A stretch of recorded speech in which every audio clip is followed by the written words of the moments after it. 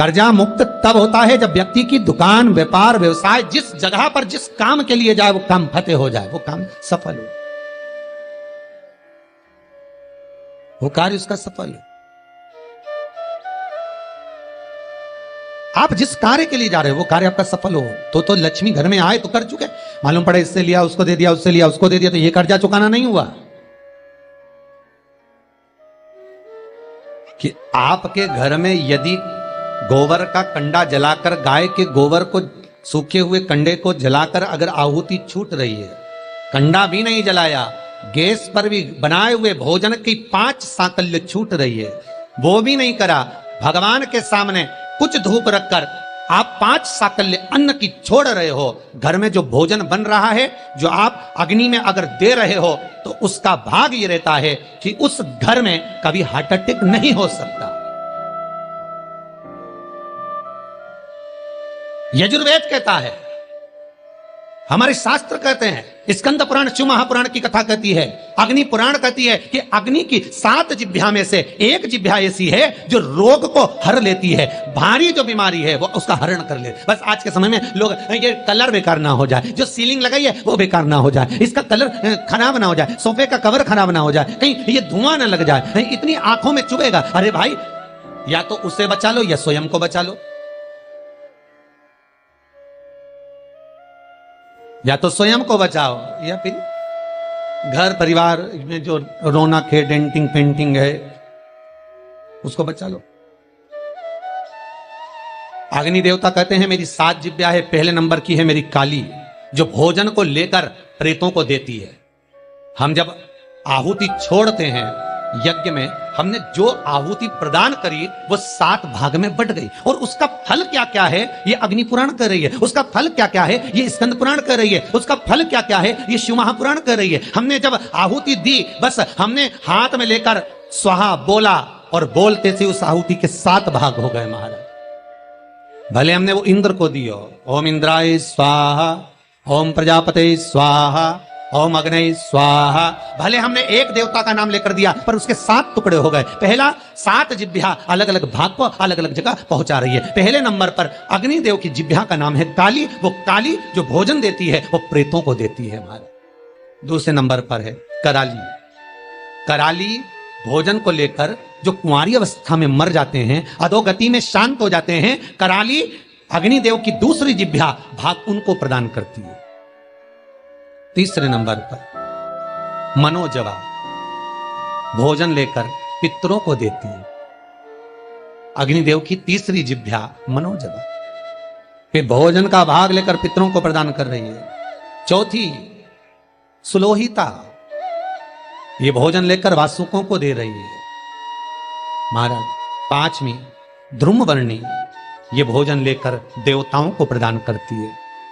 6ठी स्फुलिंगी, ये अग्नि की वो जिह्वा है स्फुलिंगी कि घर के अंदर धूप जो छूटती है, अग्नि जो साकल्य भोजन आदि हम घर के अंदर देते हैं, ये स्फुलिंगी एक जिह्वा अग्नि देवता की ऐसी है जो घर में से रोग को हटा।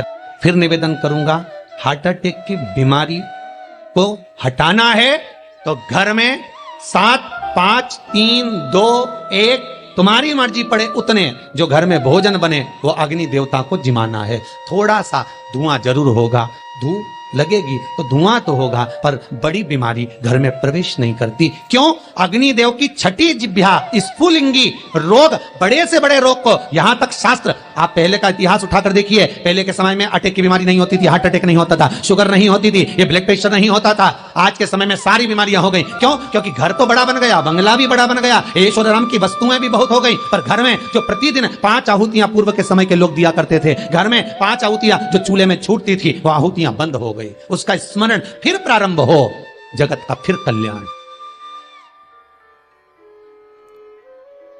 हमारे धर्म, हमारे शास्त्र जो वर्णन करते आए हैं वो गलत नहीं है। पहले के समय में यज्ञ अनुष्ठान कितने होते थे, आज के जमाने में काम, लोभ, विषय, आसक्तियां ज्यादा हो गई।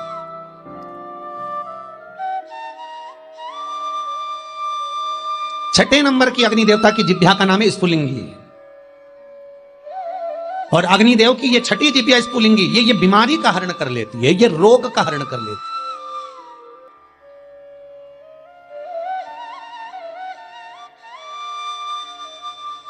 क्यों भैया?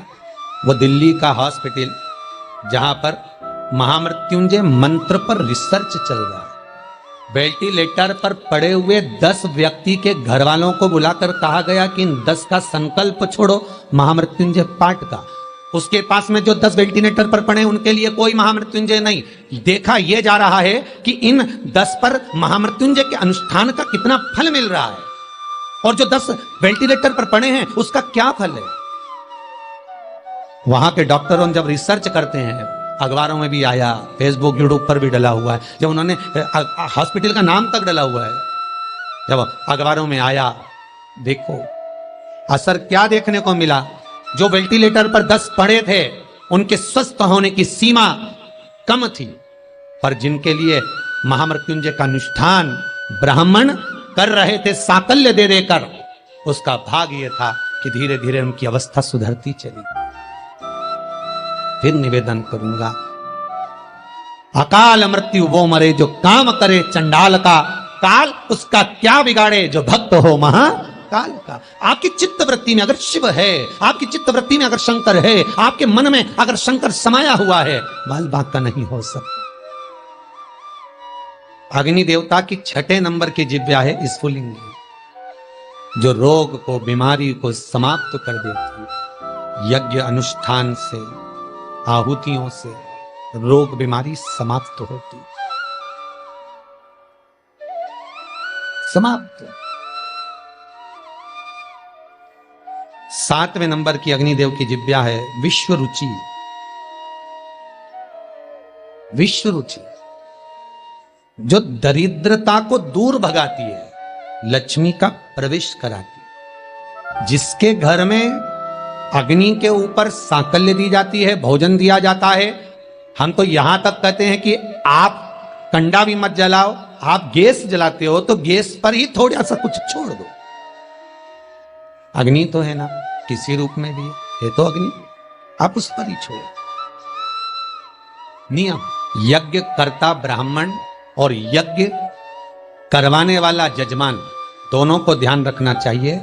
यजमान जब आहुतियां दे रहा हो, ब्राह्मण स्वाहा बोल रहे हैं, ओम इंद्राय स्वाहा, तो जो आहुतियां दे रहा है, अग्नि पुराण कहती है, स्कंद पुराण कहती है, जो आहुति दे रहा है उसके मुख से स्वाहा शब्द निकलना जरूरी होता है। महाराज ब्राह्मण बोले वो अपनी जगह पर है, ब्राह्मण संबोधन करे वो अपनी जगह पर है, पर जो आहुतियां डाल रहा है, जो सांकल्य प्रदान कर रहा है, उसके मुख से स्वाहा निकलना चाहिए। क्यों? क्योंकि ब्राह्मण का कर्म है देवताओं को बुलाना।